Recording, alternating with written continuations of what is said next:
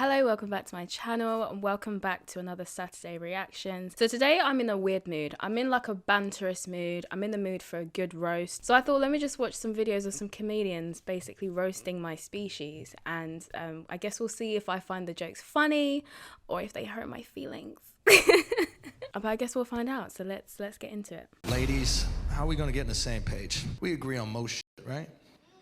You think that we disagree on a lot, sweetheart? Like what? Like what? Really? I went to one of them women's marches and we had a lot in common. I saw those girls screaming, "Free the nipple!" Like, that sounds pretty good. They were screaming, "We should be able to have sex with as many guys as we want." Yes, you should. If we get pregnant, we should be able to abort it. Hopefully. And we need to work so we can pay our half. Hallelujah! Fellas, get down here! It's happening! We've reached common ground! It was unbelievable. These women were fighting for the right to become the men they've always hated. Just walking around with their shirts off, fucking whoever, not worried about the kid. I'm like, are y'all feminists or fuck boys? What is this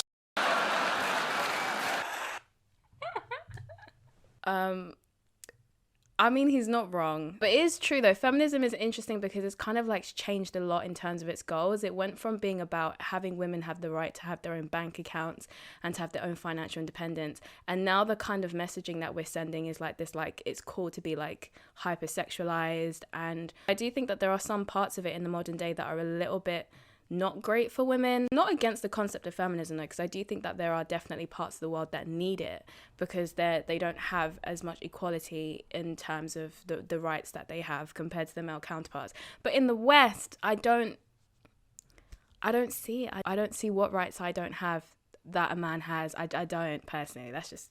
Women timed the fight for equality brilliantly. I mean, brilliant. 5,000 years. Men, we were fighting lions and tigers and hunting buffalo, and women were like, "We'll just pick the berries. You guys got that. That's, you guys, all right. Woo, you guys are brave. Look at, wow, so courageous. Look at you hunting that buffalo."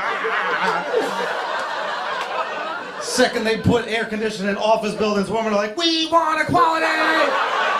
Again, is he lying? Like, women want equality when it comes to being CEOs, politics, etc.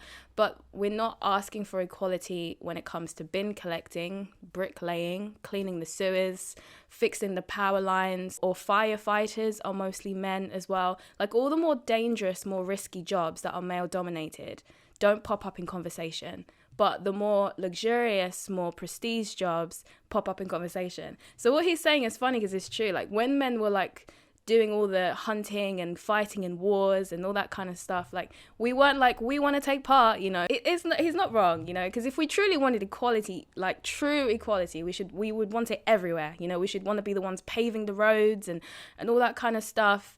And like, Ukraine is a great example, right? Ukraine, there was loads of women and children who were brought over to the UK and other parts of Europe as refugees to get them out of the war, but the men had to stay behind and fight. I didn't hear a single feminist coming forward and talk about how wrong and unfair that was. It was silent. Silent. No means no, that's another one. No means no. It's like, no, it doesn't. All right? Look, no means no. No, that means no, all right? But no, stop it. What are you doing? Oh my God. You're being so bad. Stop it. No. Yeah, that's not a no. That means I want to do it, but I'm afraid you're going to judge me, so I'm just going to make it look like it was your idea so you don't figure out that I've already performed this act with 40 other people, right? But then you go to court and you get a bad read and there's some guy reading it. Your Honor, she said no. Stop it. What are you doing? You're being so bad. Yeah, and you're just sitting there like, she didn't say it like that. She didn't say it like that. It's kind of funny how like the same words can sound completely different without context. Because this happens all the time with comedians. Like, people take what they say and they just read it in the most monotone, no expression way. And it always sounds like 10 times worse than how it was on stage because they've completely removed the context. I saw a woman a couple months back, professional soccer player, right? She goes on to ESPN or one of these sports channels and she starts bitching, going like, I don't understand, how come female athletes don't make as much as male professional athletes. And all of these men had to sit there and act like they didn't know what the answer was. They had to sit there like dumbfounded, like, I don't know. Why is that? Literally, I'm sitting at home screaming at the TV because you don't sell any tickets. Nobody is going to women's soccer games. You're playing in a 20,000 seat arena. 1,500 people show up. That's not a good night. The promoter lost his ass on that gig. I'm not saying no professional female athletes, Serena Williams, the women in the UFC, but nobody's watching your sport. And then you're gonna come and you're gonna get mad at men. They keep doing that. Why are you yelling at us? It's not our job. It's not my job to give a about women's soccer, okay? I have men's sport to pay attention to. It's your bullshit, right? Dude, look at the WNBA. Nobody in the WNBA got COVID. Nobody. They have been playing in front of 300 to 400 people a night for a quarter of a century. Not to mention, it's a male-subsidized league. We gave you a league. None of you showed up. Where are all the feminists? None of you went to the games. None of you. You failed them. Not me. Not men. Women failed the WNBA. Ladies, name your top 5 all-time WNBA players of all time. Come on.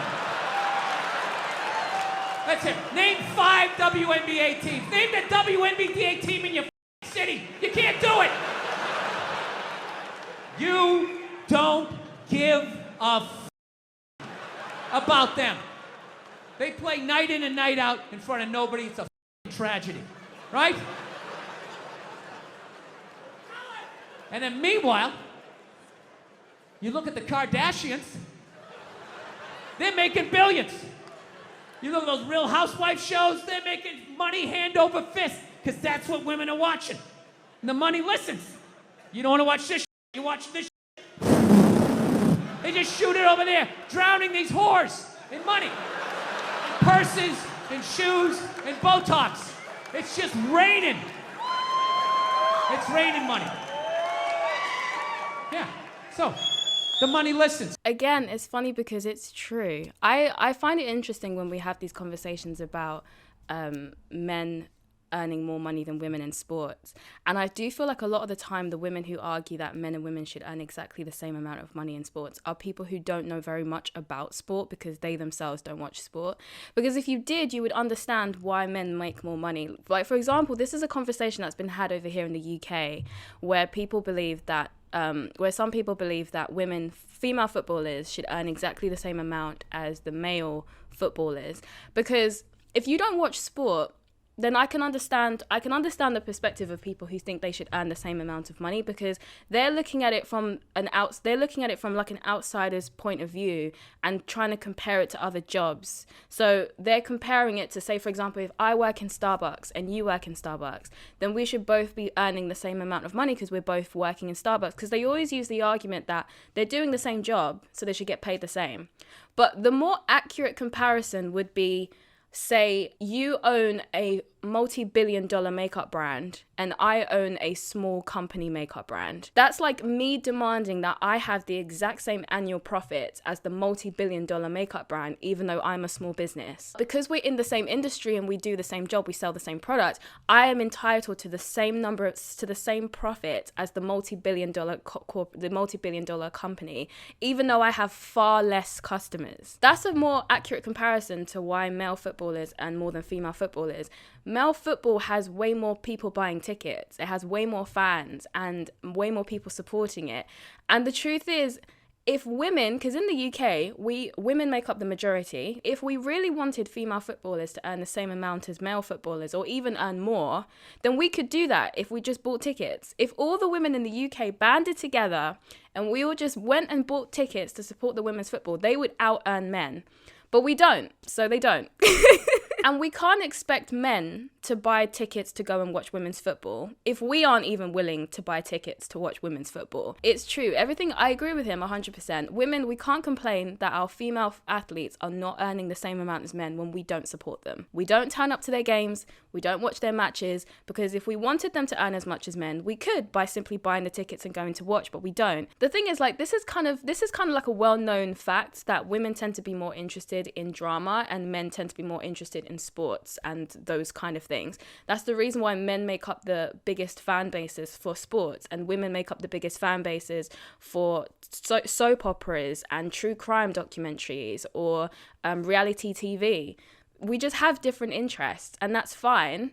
But we don't get to complain about the fact that our female athletes are kind of being left to the dust because we're the ones who left them in the dust.